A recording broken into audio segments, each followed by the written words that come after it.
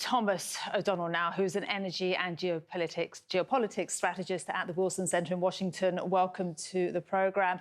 So we've just heard the new Iranian supreme leader saying that the Strait of Hormuz will remain closed. And what kind of shock impact do you think this will create for global oil markets and also LNG markets in the coming days?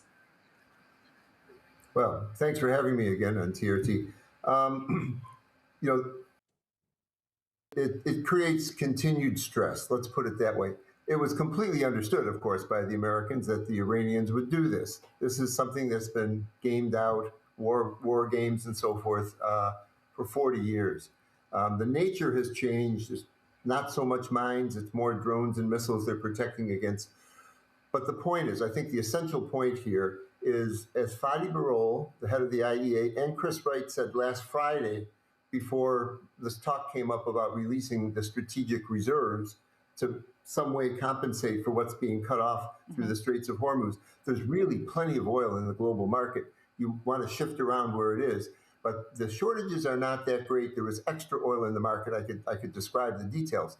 And so there's a certain amount of panic, but a certain amount of it is prudent, of course, because the situation is unknown, and this is going to go on for quite a while. And so when you hear Iran saying, get ready for oil at $200 a barrel, what are we to make of that? Because already at around just over $90, at roughly 100, like we've seen in the past few days, that's already had an impact at the pumps and in people's pockets. Well, you might say that's the Iranians' force multiplier, the things that they say.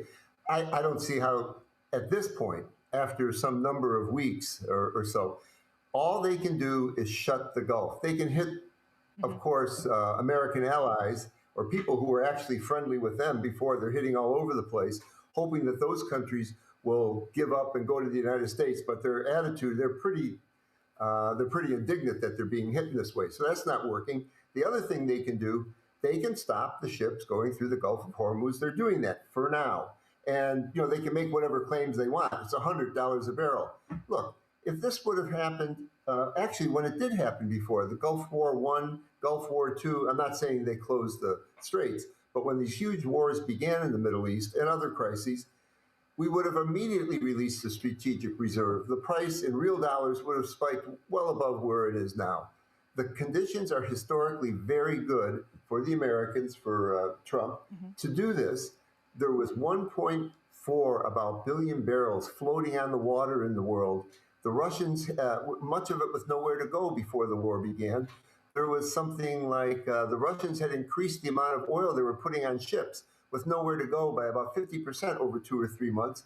Okay, so there was lots of extra oil around, and and the Saudis and opened barrels online over several months. So it's a historically very good situation. Yes, there's going to be a crisis, and there'll be panic back and forth as the war ebbs and flows. But fundamentally, there's no problem. There's not going to be any shortage. The issue is getting oil to the people who are particularly dependent, our allies, the American allies, which is Japan, Korea, and other people in that region, and India. And Trump is taking care of India, the Americans, by nixing this, not all the sanctions, but the sanctions on shadow ships that are already at sea, let them deliver the oil for now to India. So the whole idea with the release, especially of those allies. Thomas, we'll leave it there. Thank you very much indeed for speaking to us today. Thanks for your time. Thomas O'Donnell speaking